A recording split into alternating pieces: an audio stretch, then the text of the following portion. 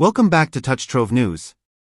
We've got the latest scoop on Samsung's upcoming Unpacked event happening on July 10th.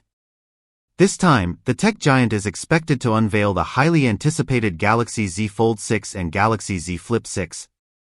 But that's not all. Rumors are swirling around the next flagship sensation, the Galaxy S25 Ultra. Although the official launch is still a few months away, we're already seeing whispers of some incredible camera upgrades. Could this be the smartphone that changes the game? Reliable tech tipster SPO4T has spilled the beans on the Galaxy S25 Ultra's camera upgrades, and they're nothing short of impressive.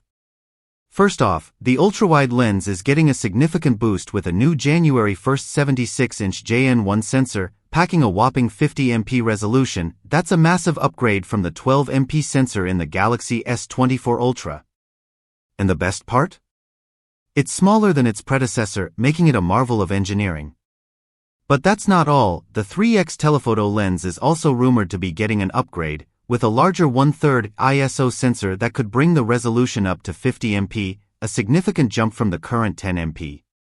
While the specific sensor names are still under wraps, it's clear that Samsung is pushing the boundaries of mobile photography.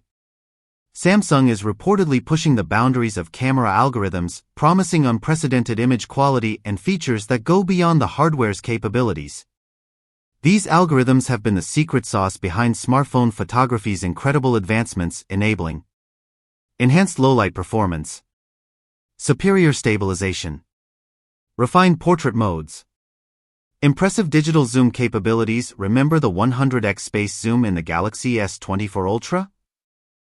While details are still subject to change until the Galaxy S25 series launches in 2025, one thing is clear: Samsung's commitment to innovation could soon meet consumer demands for superior image quality and pave the way for even more groundbreaking features in smartphone photography. Thanks for watching.